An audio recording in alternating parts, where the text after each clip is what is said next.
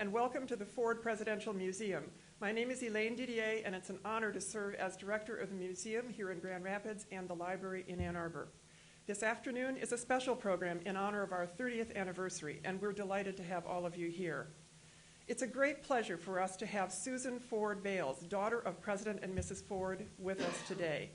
She is a highly articulate spokesperson on issues related to breast cancer, and with her mother, Betty Ford, helped establish October as National Breast Cancer Awareness Month. Susan has been extremely active with the Betty Ford Center and its programs to address addiction, and served as chairman of its board for 5 years. Susan also has a very special role as the official ship sponsor of the USS Gerald R. Ford aircraft carrier CVN-78 that is under construction. This new Ford-class carrier will be christened in 2013 and commissioned in 2015. Susan is also a trustee of the Ford Presidential Foundation and serves as co-chair of the foundation's program committee. She is an avid supporter of all we do at the library and museum and played the key role in convincing our speaker to fit this into his schedule today. Along with her brother Steve, Susan has stepped forward to represent the Ford family at many events in Grand Rapids and across the country, giving very generously of her time and talent. We're very honored to have her with us this afternoon. Please join me in welcoming Susan Ford Bales, who will introduce our distinguished speaker.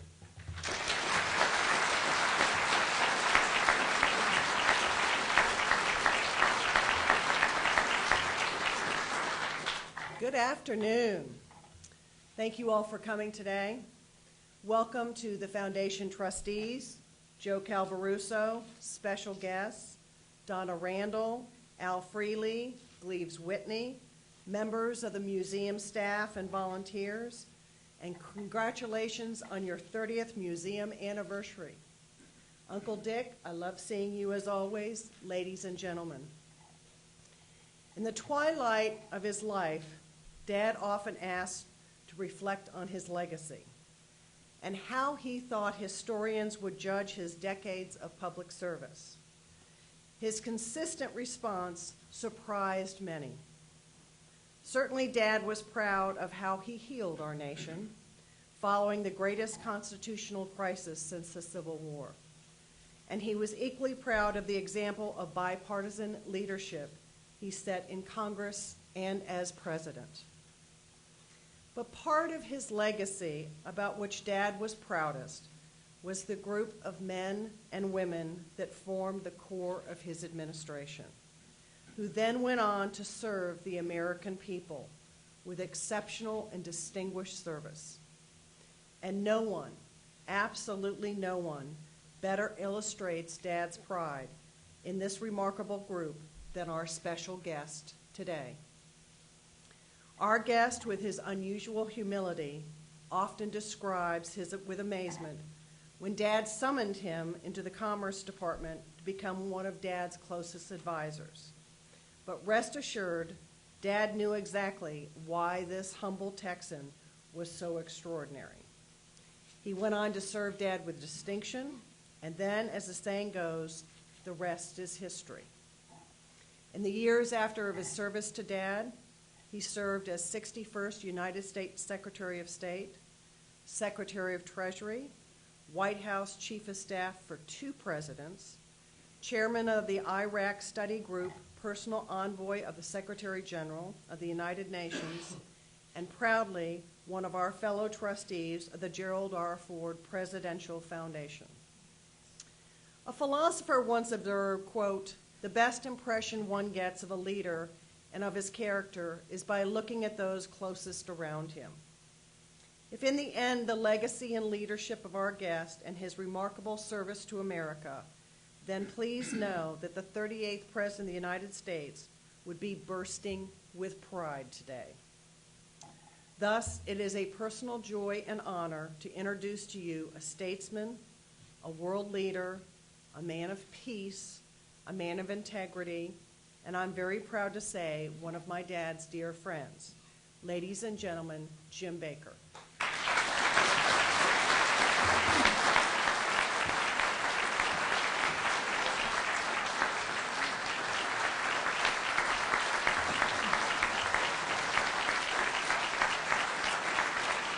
Thank you, ladies and gentlemen. Thank you, Susan, for a very warm and generous introduction, and thank you as well for all you have done to nurture and honor the wonderful legacy of both your dad and your mom.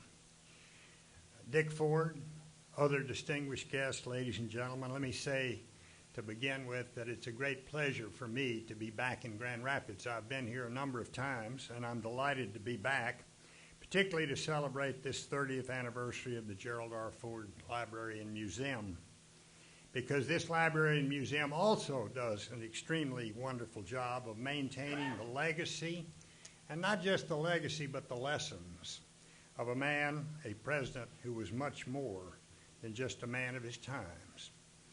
Gerald Ford was a great and timeless American who day in and day out demonstrated characteristics that will always serve, I think, as models for our leaders, those leaders of today as well as those leaders of tomorrow. But before I talk about his legacy, I would first like to state, as a matter of personal privilege, if you will, a simple but obvious fact. I wouldn't be standing here today were it not for the faith that President Ford showed in me when I was his Deputy Secretary of Commerce. Because at the time, my political and public service resume was extremely thin. But President Ford saw something, I guess, more in me than just a Texas lawyer with a modest background in regional politics. Following the recommendations of Raj Morton and Dick Cheney, Stu Spencer and Bob Teeter, President Ford selected me to take over for his friend Jack Stiles after Stiles had been killed in an automobile accident. Stiles, of course, was President Ford's delegate hunter in that very spirited 1976 Republican primary against Ronald Reagan. And later, of course, after Raj became ill with cancer, President Ford asked me to chair the President Ford Committee in the general election against Jimmy Carter.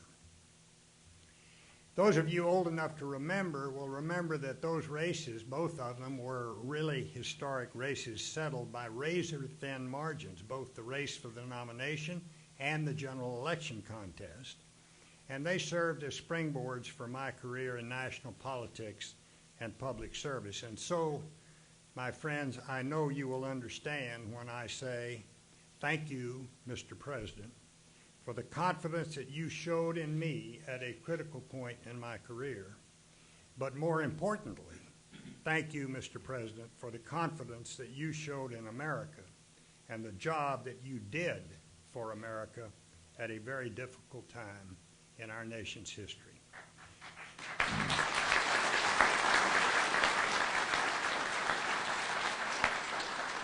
Again, for those of us old enough to remember, Jerry Ford inherited a deeply troubled country when he placed his hand on that Bible on August the 9th, 1974, to take the oath of office.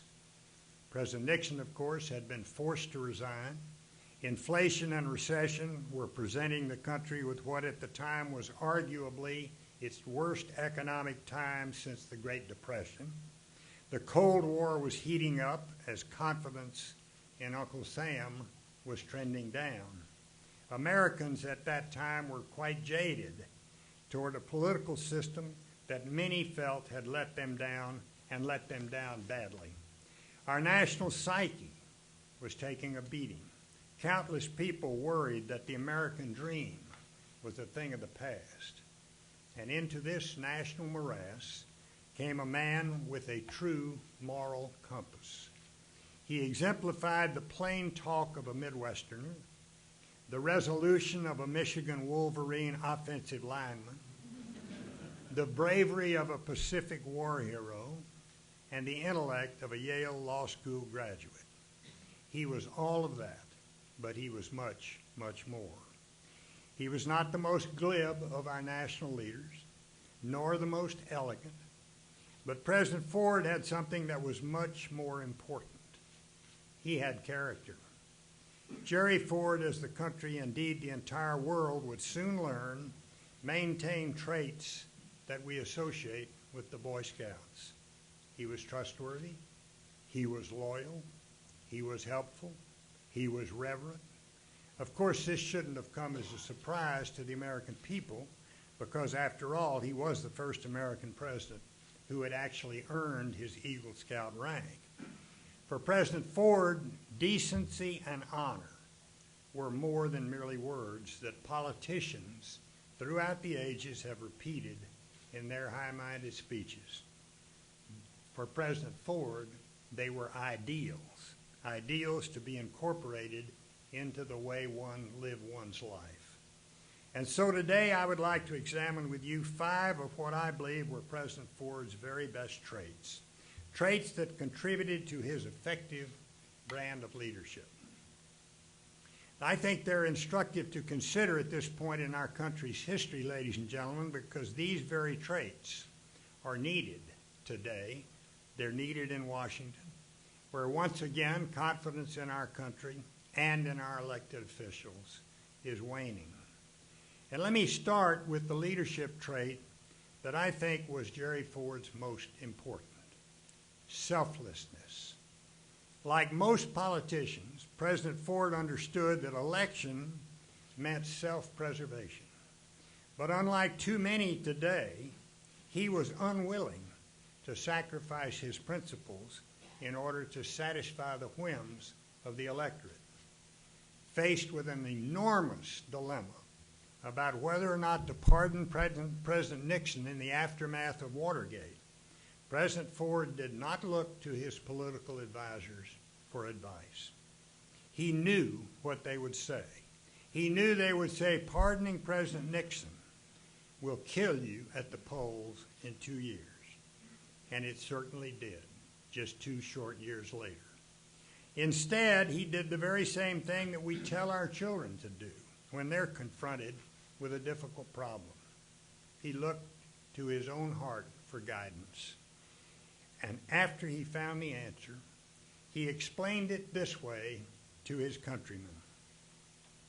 My conscience, he said, tells me that it is my duty to not only proclaim domestic tranquility, but to use every means that I have to ensure it. That courageous act, when the buck truly did stop at his desk, allowed the nation to move forward from a very, very troubling time. And that characteristic of selflessness, I believe, is the reason that President Ford was able to heal our injured country, even if it did ultimately cost him his job. A second leadership trait that President Ford exhibited was bipartisanship. We hear a lot of talk about that today. A moment ago, I told you that President Ford was a man of principle, and he was, no doubt about it. He was particularly worried about the influence of an ever-growing government and what it was having, the influence it was having on our country. He expressed those thoughts very, very eloquently. He said, if the government is big enough to give you everything you want, it is big enough to take away everything you have. And of course, in that, he was absolutely right. But President Ford was also a creature of the Congress, let's not forget. He served for more than 8 years as the House Minority Leader before he became Vice President and then President. As well as anyone, President Ford understood that our democracy is based upon negotiation, and it's based upon compromise, and it's based upon agreement. Truth, he once said, is the glue that holds government together. Compromise, he said, is the oil that makes government go. President Ford may have had political adversaries because they come with the turf, but he didn't have any political enemies. He knew how to disagree agreeably. President Ford understood that bipartisanship is important not only for getting things accomplished, but for making sure that they don't get undone when there are the inevitable shifts of power in Washington, D.C. A third leadership trait of President Ford was dignity. President Ford was a fair and just human being who seemed to intuitively know what the right thing to do was. I will never forget Election Day 1976.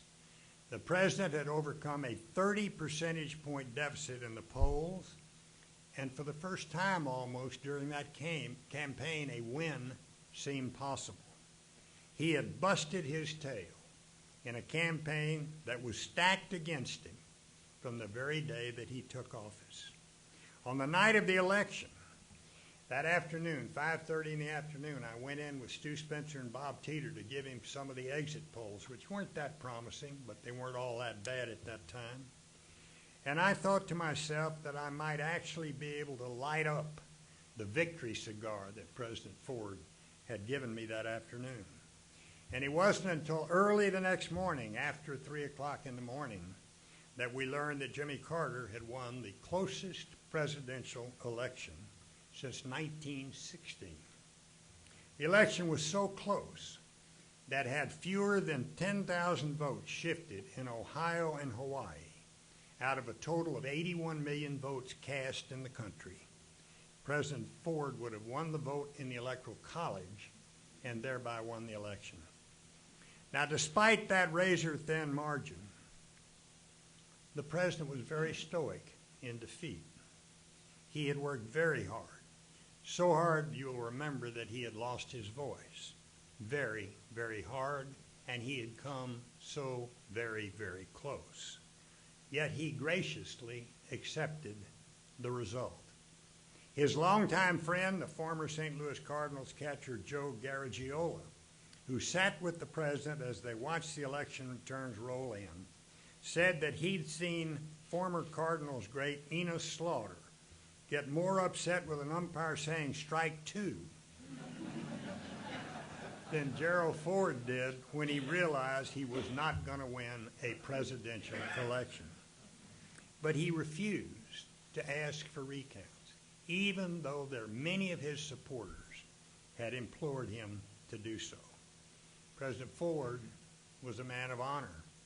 And because he had lost the popular vote, he did not want to put the country through the agony of a recount.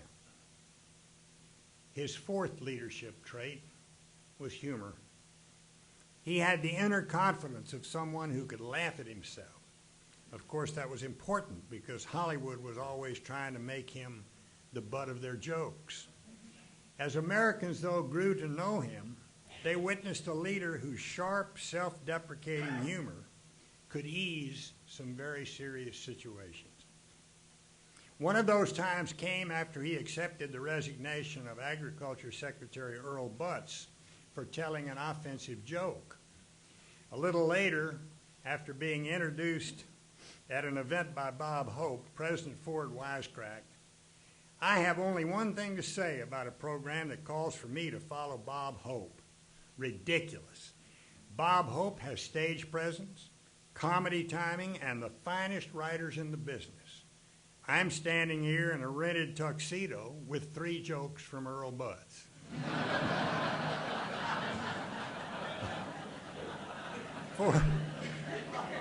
Ford's brilliance was in showing the country that he was not thin-skinned. After all, who among us, after being wrongly cast as a clumsy buffoon in countless Chevy Chase skits, could quip, "I haven't felt this good since I fell down an airport ramp"? A fifth and final leadership trait is one that he demonstrated side by side with his wonderful First Lady, Betty. That, of course, was their perseverance in the face of adversity. Life didn't always go according to storybook plans for Jerry and Betty Ford, particularly when it came to her battles with substance abuse. But rather than do the easy thing and give in to her addictions, Betty Ford chose the difficult path. She confronted head-on those demons that were her problem, and she conquered them. And then she did something even more heroic. She helped others do the same thing. With President Ford always supporting her, she was able to turn trials into triumphs. If ever there was an example of how we Americans should respond to the inevitable challenges we will all face at one time or another, the Fords were it. Ladies and gentlemen, as we reflect upon the legacy of Gerald Ford, it is extremely short-sighted to simply remember him as the post-Watergate president. Although he had only 29 months in the White House, he used his time wisely and productively to confront the monumental issues that faced him when he took office. He helped us restore our national senses and our sensibility. He healed our nation. In the aftermath of the Vietnam War, President Ford continued the country's policy of détente with the Soviet Union and China. This played a vital role in easing the tensions of the Cold War at that time. And he did this at the same time that he was helping restore America's confidence in its role in international affairs following the collapse of Cambodia and the fall of Saigon. He was also able to focus the attention of the world and his country on other important matters. He persuaded Israel and Egypt to accept an interim truce agreement, the first ever for the two countries. He was the first president to begin to emphasize the need for regulatory reform and the first president to call for a national energy policy. He was an early supporter of majority rule in South Africa, and he was a strong proponent of equal rights for women. Did he accomplish everything that he set out to accomplish? No. But he reversed our course and he moved the country forward against strong and difficult headwinds. If there is a tragedy in President Ford's brief term as president, it is not based on anything that he did while he was in the White House, nor is it based on anything that he didn't do. No, the tragedy of President Ford's service is that the American people did not give him a full term in office. Had they done so, I am sure that his already sizable footprint in American history would have been even larger. Why do I say that? Because at his very core, Gerald Ford was a leader, one who was guided by a clear conscience and by a dogged determination to see his country at its very best. Ladies and gentlemen, I sincerely doubt that there's one person in this room today who doesn't wish that more of our elected officials demonstrated President Ford's leadership qualities. President Ford did what he thought was right. He did what he thought was right even when he knew it was going to cost him public support. He served our nation when bipartisanship was more than just an empty slogan, and he was a leading practitioner of it. His perseverance and dignity, even in the face of the very toughest of challenges, remain examples upon which I think we can all draw and upon which the American people can draw. Today, more than 34 years after he left an office that he did not initially seek, but graciously accepted, we remember Gerald Ford as an honest, ethical, and talented public servant. We remember him as a leader with unquestionable character and integrity.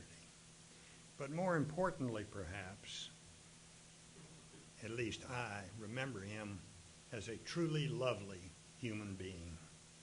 A truly lovely human being who always put his country's interest ahead of his own. And so, as a result, I am absolutely convinced that history is going to be very good to President Gerald R. Ford and will always reflect upon his tenure with admiration and with respect. Our country would be far better off today if our elected officials could call upon those traits that define President Ford's leadership as they confront the difficult challenges that lay ahead of this country. Thank you all. May God bless you, and may God bless this country that Gerald Ford loved so much and served so very, very well. Thank you.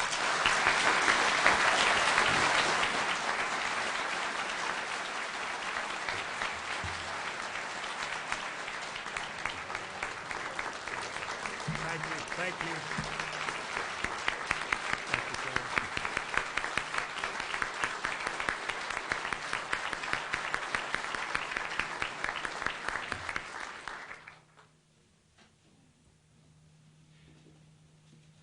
Thank you very much, Mr. Secretary. We have some interesting questions that have come in thus far, and if you have additional ones, feel free to pass them to the side aisles. Two of my colleagues are there ready to pick them up. But let's start with one first. What role did you play in Ford's 1976 presidential campaign?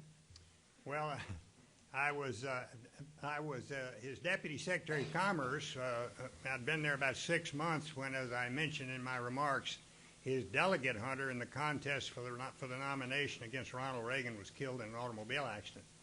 And President Ford asked me to come over to the President Ford Committee and be the delegate hunter in the contest for the nomination, which I did. And by the way, that was an extraordinarily interesting convention and primary contest because it was the last really contested convention of either major political party, 1976 in Kansas City. And I think we only won the nomination by some 100 delegate votes out of 3,000 or so that were on the floor of the convention. A very narrow win for an incumbent president. But of course, Ronald Reagan, Governor Reagan, had been running for president 2 or 3 times before. He was an extraordinarily tough competitor and challenger. And we felt fortunate to win the nomination, even though we won it narrowly. Then we started after the nomination. President Ford asked me to chair his general election campaign against Jimmy Carter because, as I said, Rogers Martin, who'd been chairman, developed cancer.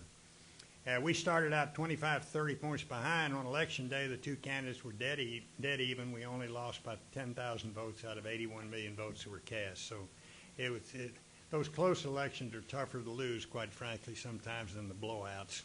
But I was chairman of the President Ford Committee in the general election. Okay. One on the relationship with President Nixon. Did President Ford consult with President Nixon on foreign policy, and were they friends? I can't answer that because I was in the campaign and not really in the White House. I was over at Commerce for 6 months, as I said, and I was the acting Secretary of Commerce. But most of my contact with President Ford at that time was all on substantive economic issues, and very little to do with foreign policy. In fact, nothing to do with foreign policy, and nothing at that time to do with politics. Now, I do think that President Ford consulted with President Nixon from time to time after the pardon and perhaps during the campaign. Okay. What differences did you notice between President Ford and President Reagan's leadership styles? Now, wait a minute. You know something? I've worked for 4 presidents, and I have one rule that I never violate. I never compare presidents, because the minute you say something good about one, it's taken to be a knock on the other. So that's the only question you could ask me that I will not answer.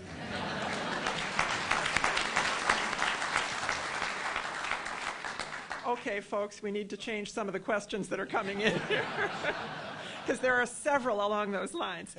Here's another one related to Reagan, but a different question. Discuss the tension in the White House during the attempted assassination of Ronald Reagan. Well, there was quite a bit of tension. We'd only been there at that time. I was, of course, White House Chief of Staff when President Reagan was shot. We'd only been there for 2 months, I think, or maybe 2.5 months. I believe it was the first week in March.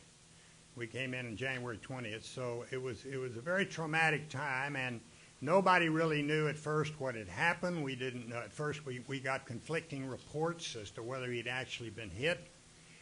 What most people don't know is that President Reagan came very close to dying not from the wound, quite frankly, but from an infection that set in after they had performed surgery on him. And that's probably well known out there now, but at the time it wasn't particularly well known. But it was quite a shock to those of us in the White House. We were new. A lot of us were new to the job, and then to have the president shot in an assassination attempt, you don't know whether you're going to live or not. It's very traumatic, very difficult. It was a very difficult period.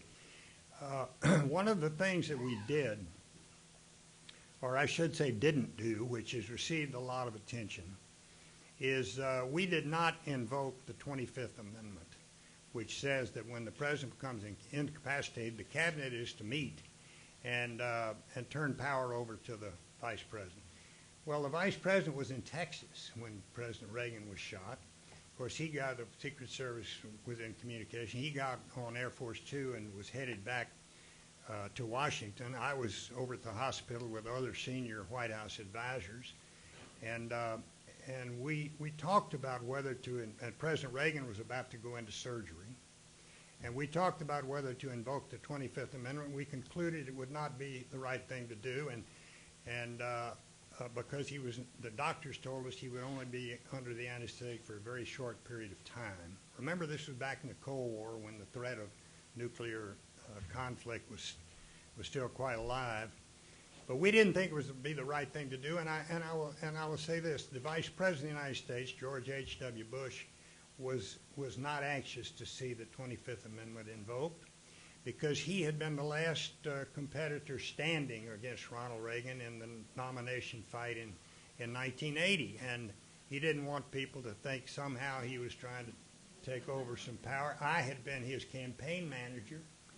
I was the White House Chief of Staff. If I'd said we're going to invoke the 25th Amendment and give power to George Bush, there might have been a little more than a little muttering in the White House. So we decided not to do that, but I will say this: I had the concurrence of President Reagan's longtime advisors in taking that course. Edwin Meese agreed with me, Len Nofziger, and some others. And as it turned out, everything was fine.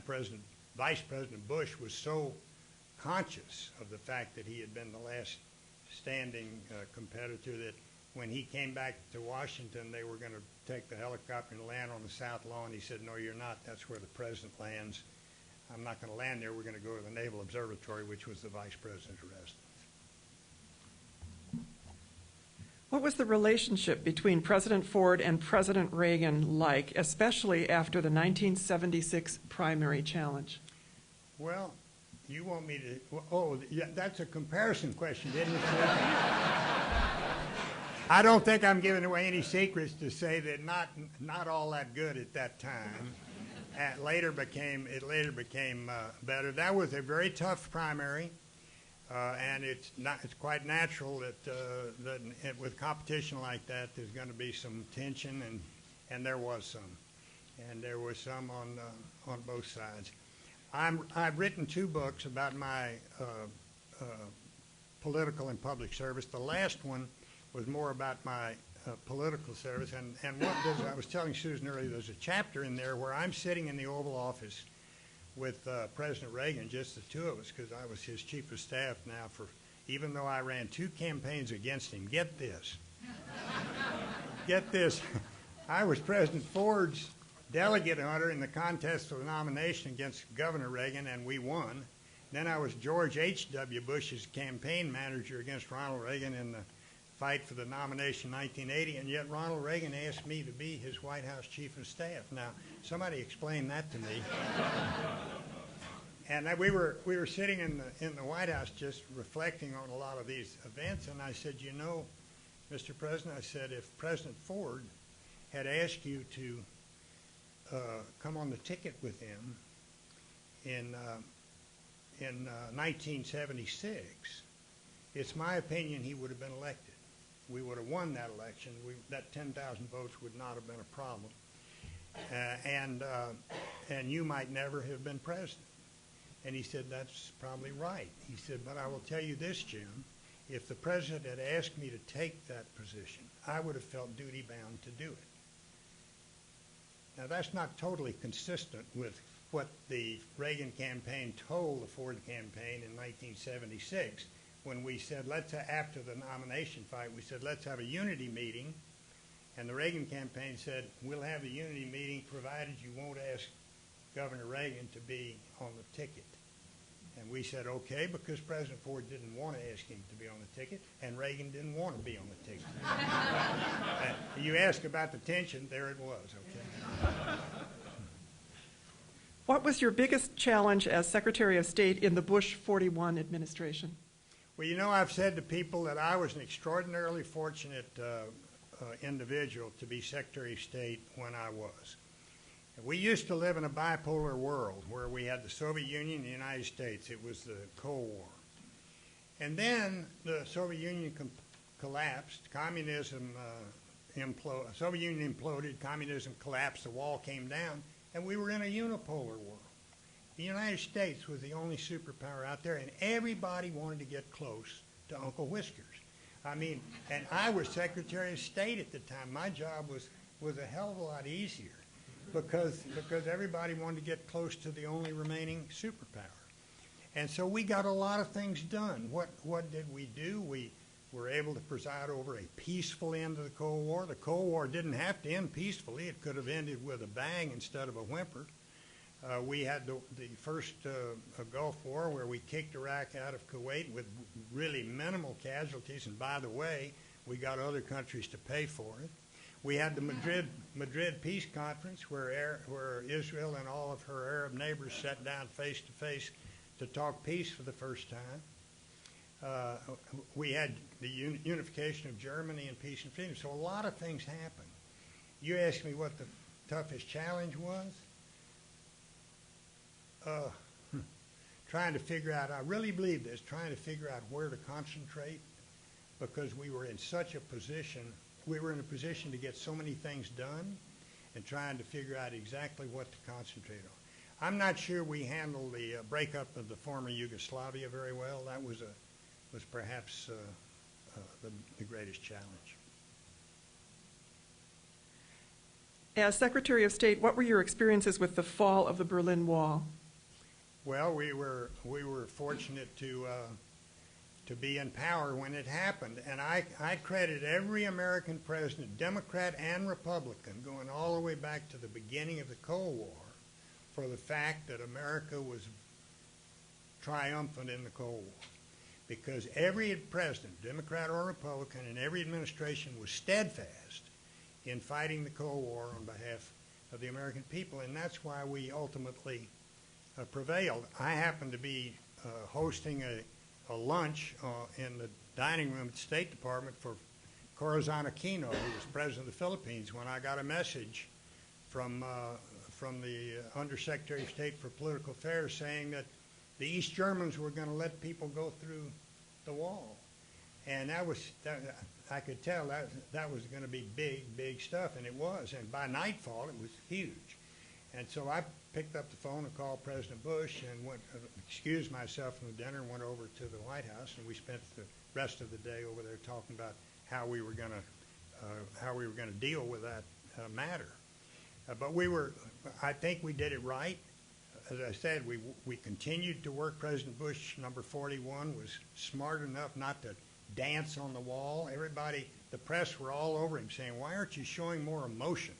You've won a 40-year conflict here, and you're just taking it as a matter of fact.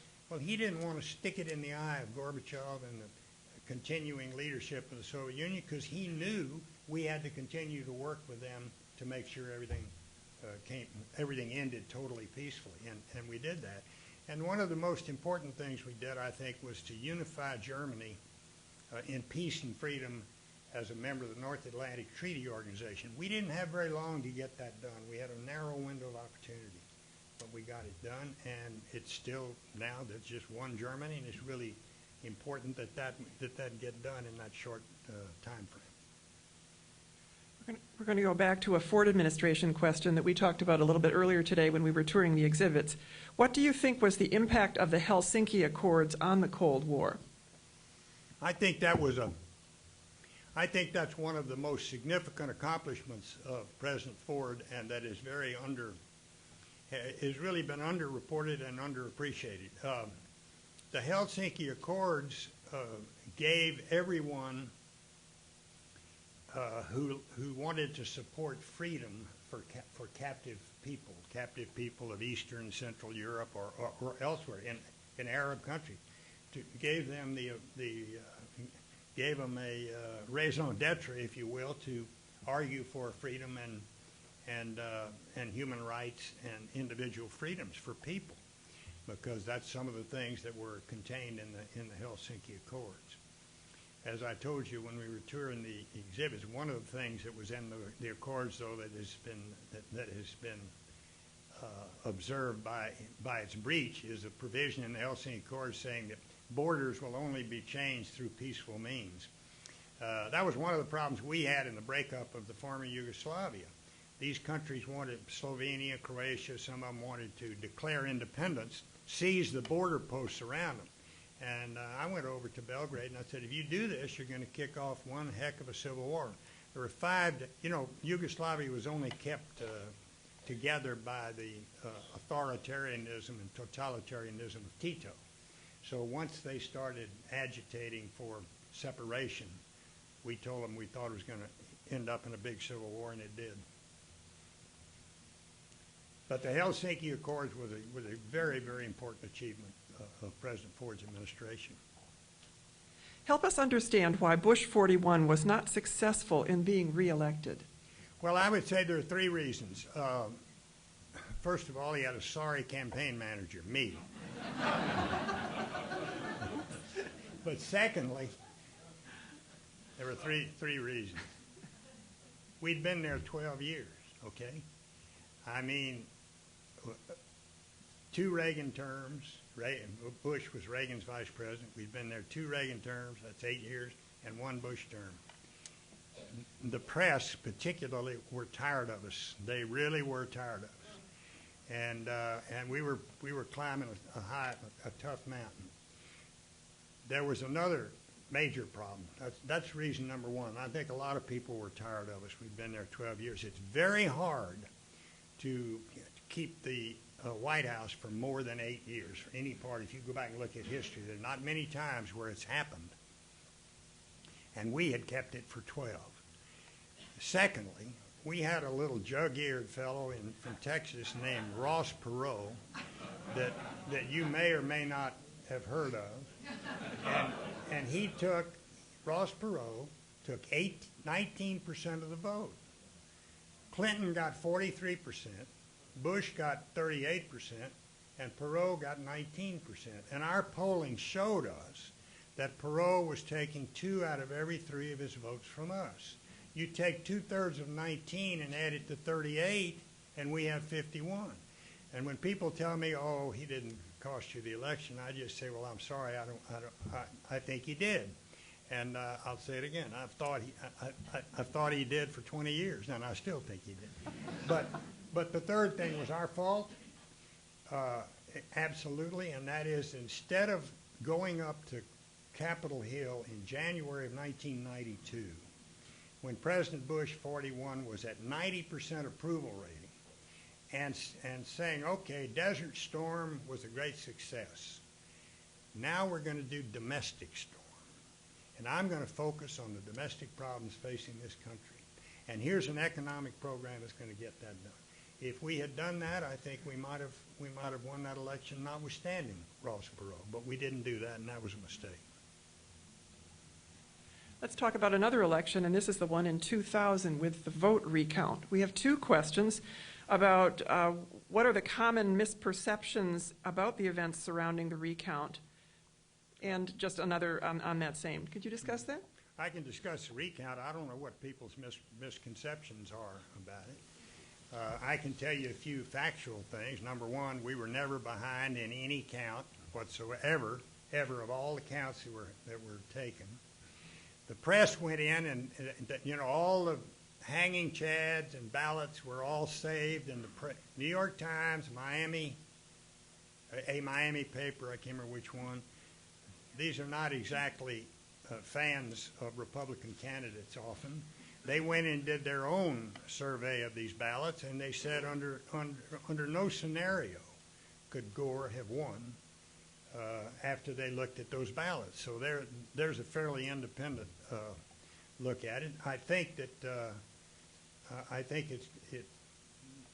I used to say that after the 1976 election, where we lost by only 10,000 votes out of 81 million, I remember thinking to myself that night at 3:30 in the morning, boy, is this something. This is this is going to be the closest presidential election of your lifetime. Well, it wasn't the closest presidential election of my life. 537 votes. But a couple of other things I'll say about that, in addition to the fact that we never lost a recount, we were never behind in the count, we won any number of court cases, and yes, we won the Supreme Court, the final case. And a lot of people say, oh, well, you were just given the presidency on a 5-4 decision of the United States Supreme Court. That's simply not true.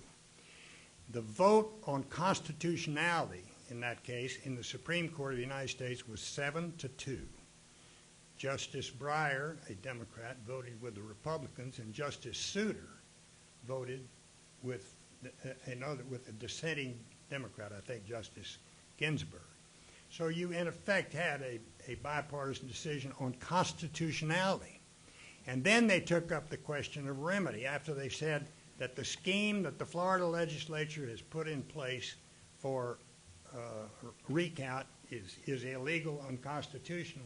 Then they said the time has expired for further recount because by Gore's own admission, the critical date was December 12th, and this was December 11th. They said there's no longer any time to count. The Gore campaign made a big mistake. When they asked for recounts in only 4 counties, and they were pro-Democratic counties, all of them, very heavy Democratic counties, and they asked for recount instead of a statewide recount. They should have come in. So when they did that, that gave us the high ground. And their mantra was, count every vote, count every vote. Our mantra was, look, we've counted them 5 times, 6 times, 7 times, and every time we count them, we win. And so finally the Supreme Court said, yep, that's right. But the Supreme Court also said that the Florida legislature could not change the rules of the game after the game had started. And under the Constitution, the legislatures of the various states have the ability to determine how presidential electors are selected. And Florida had a law, but once all this recount business started and all these multiplicity of lawsuits, and by the way, we had a whole lot of lawsuits, I mean, maybe hundreds. The Supreme Court said, no, you can't change the rules of the game after it started. You'll be pleased to know that we're going to move from the presidents with whom you've worked to some current affairs questions. Following the post-Cold War euphoria, how and when did things go wrong, leading to the difficult situation the U.S. finds itself in today? Well, I don't buy the assumption that the United States is in decline. I mean, you go out and you read the papers today, everybody's right, oh, it's terrible, we're in just such bad shape. If we're in such bad shape, why is it everybody wants to come here? Nobody wants to go anywhere else. We're not in good shape today. We have some humongous problems. Our big debt bomb out there. We have debt to GDP of over 100% programmed for the next 5 years. That's unsustainable. We continue to spend beyond our means. We've got to find a way to do something about that. But I don't buy the argument that we're on the downhill slide. When I was Treasury Secretary for President Reagan in 1986, the Japanese were coming into the United States buying up everything. Remember, they were buying up Radio City, and everybody was saying, well, America's down the tube. Japan Inc. is going to own the world. Guess what? It didn't happen. And they've just had 15 years of terrible economic times. We got a lot of things going for us that others don't. You know, people compare us to China. Well, China's growth is really a very amazing thing. It's important. We need to acknowledge it. It's significant. But we've got some strengths that they don't have.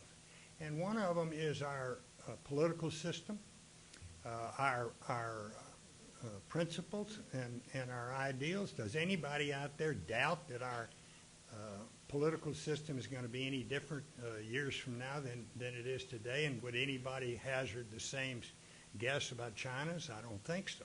So I don't buy all this stuff about how the United States is in terminal or permanent decline. We do have some serious problems. We've got to figure out how to stop all this spending. We've got to live within our means, and that means we've got to deal with everything: defense, entitlements, revenue, the whole deal. But I will tell you one other thing that I learned from 8 years of service to President Reagan. You don't resolve a deficit problem just by raising taxes. You do need revenue. But if you don't have spending restraint, I mean legal spending restraint, you can raise taxes till the cows come home, and you'll never deal with a deficit because Congress will spend the money you raise in taxes, and then they'll spend more. And the only time we've ever gotten a handle on it to any extent really was during the George H.W. Bush administration when we had spending restraint, legal spending restraint, enforceable spending restraint in the form of the Graham-Rudman-Hollings restraints. So we got a lot of problems, but I don't buy the argument that something terrible has happened to us. That's simply not true. We ought not to worry about the fact that Brazil and India and China are moving up in the world. And I think it's more a case of they're moving up than the United States going down. Why are they moving up? They're moving up because these countries have embraced our paradigm of free market economics. And we ought to welcome that. Yes, they're competitors now. They didn't used to be, some of them. And we will have to compete with them. But I think we're positioned to compete with them very effectively. How do you view the results of the Iraq Study Group report applying to U.S. foreign policy during the Arab Spring? Well, I don't know that I've even thought about it in comparison to the Arab Spring. What we said was that at the time we took a look at it, we went over there. We were given full access to all of our policymakers, CIA, all the others. And what we said was the situation, this was in December of 2006, we said the situation in Iraq is grave and deteriorating, and it was. And the administration took some, and by the way, we had a provision in the Iraq Study Group report supporting a surge, provided it was short-term and provided that the commanders on the ground recommended it. Well, that's what the president ended up doing. And it turned out to be, to some extent and degree, successful. But I got to tell you, I think the jury is still out a bit on what the final result is going to be in Iraq. It's certainly a lot better than it was when we went over there in 2006. But I don't think we've seen the end of it yet, and I hope that things don't degenerate after we are fully out of there at the end of this year. But we are coming out. It's over. I just hope, and certainly the world is better off to be rid of Saddam Hussein, but we don't know yet what the final situation is going to be. We don't know the extent to which Iran may be emboldened and strengthened by what's happened there. And so I think the one thing the Iraq Study Group report did was to focus the attention of policymakers and the country to some extent on the fact that we needed to change what we were doing in there. And we needed to find a way to do a better job of training Iraqi forces so that we ultimately could leave. We can't stay in all these countries forever. Same is true with Afghanistan. In your role as a former Secretary of State, could you give us a thumbnail State of the Union, particularly as it is related to national security risks for our country? Well, we still have significant national security risks. One of the things, of course, the terrorism risk is still very much out there. We got to remain very vigilant about that. We are targets. We need to understand it. Cyber warfare is a vulnerability, in my view, of the United States. I don't know. I'm not an expert in that. I don't know to what extent we are in a position to defend against cyber warfare. I think it is important for us to remember that throughout recent history, in any event, our alliances have helped the United States. You look at the United States and China. We have a web of alliances out there all across the world, whether it's in Asia or in Europe or where it might be, of people that'll help us help share the burden with the freedom-loving countries. That's a strength of ours. We need to make sure we keep those strong. How we react, how we relate to the Arab Spring is important. That is a That is a really big thing that's happening out there. Again, we don't know what the final result is that's going to be. I'll tell you this, if the Israeli-Egyptian peace treaty blows up, you can forget about a Israeli-Palestinian deal. It won't happen if that peace treaty. And we don't know who's going to run Egypt. I mean, it's still very much up in the air. We don't know what's going to end up happening in Libya, whether that's going to be a civil war or whether it's going to be something else. Syria is a terrible problem now, and so and Yemen. But as far as the threat of terrorism, it doesn't just come from Afghanistan. Somalia, Yemen, other places like that. Last question, and I thank whoever submitted this. Why didn't you ever run for president? We think you would have been a great one.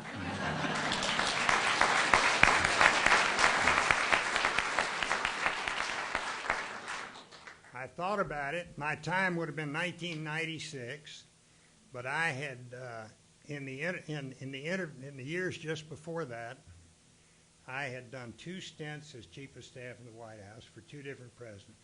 I'd been Secretary of the Treasury for 4 years, Secretary of State for 4 years, and I had worked on or led at a fairly high level 5 campaigns for president by 3 Republican presidents, and I was dead tired. Pete Sekian knows how tired I was. I was dead tired. My wife and I talked about it. I think we could have raised the money, but I was 66 years old too at that time, and we didn't have it in us, and it was. I've never looked back on that decision. It was the right decision, and I'm very happy with it. But I'm particularly happy to be back here in Grand Rapids to stand up for somebody that I will always, all of my life, admire and honor, Jerry Ford. Thank you all very much.